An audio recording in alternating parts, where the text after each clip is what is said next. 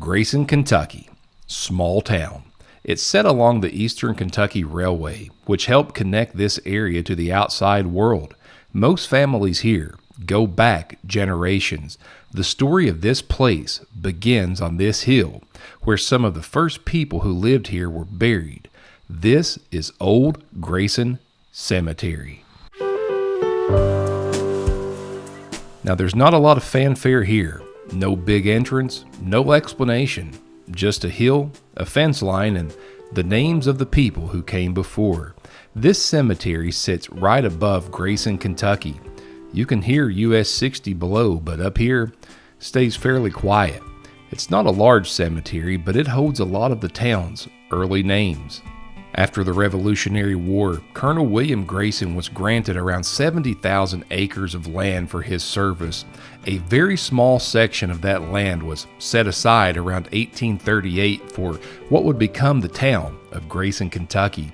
It was officially established by the General Assembly in 1844 and later incorporated in 1860. Now, Grayson did not start as a large settlement, just a small community on a piece of that original land grant. Families moved in, built homes, worked the ground, and most stayed. When people here passed away, they were laid to rest on hills like this one, close to where they lived. This cemetery is one of the earliest burial grounds tied to Grayson, and outside of family cemeteries, probably the only one. Before there were organized cemeteries or funeral homes, families brought their dead up to this hill. Some of the oldest marked stones here date back to the mid-1800s, but locals say there were burials here, even earlier, that never had stones. Back then, high ground like this was chosen on purpose. It stayed dry, it overlooked the town, and it became the place where early families laid their people to rest. In some family records, this place is just called the Grayson Burial Ground or simply Grayson Cemetery. We're not even sure it ever had an official name, but today most people know it as Old Grayson Cemetery. Now, through my own research, I've come across some surprising stories tied to this hill. There are war veterans buried here, but there are also people who are laid to rest without a marker at all. Drifters, vagrants, people who just passed through town and never left. There's even a record of a woman connected to this cemetery who once accused someone of being buried alive. It went far enough that charges were actually filed over it. These are the kinds of stories that never make it onto a sign, but they're part of this ground just the same. I've been running this YouTube channel for the better part of a decade now, traveling all over the United States, filming cemeteries and forgotten history. I've been in places that were overlooked for years until people started taking interest, and I've seen quiet graveyards eventually recognized as historic sites just because someone bothered to document them. And maybe I'm just being partial, but I believe this hill in Grayson is just as worthy of that kind of attention.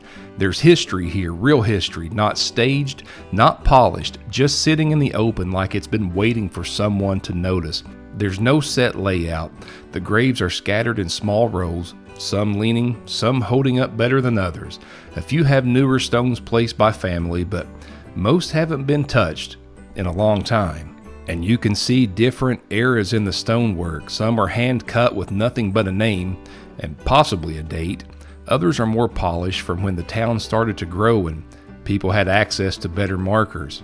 And when you walk through here, you start noticing the last names. A lot of them are still heard around town today. The same names on these stones show up on mailboxes, small businesses, and church directories just down that hill.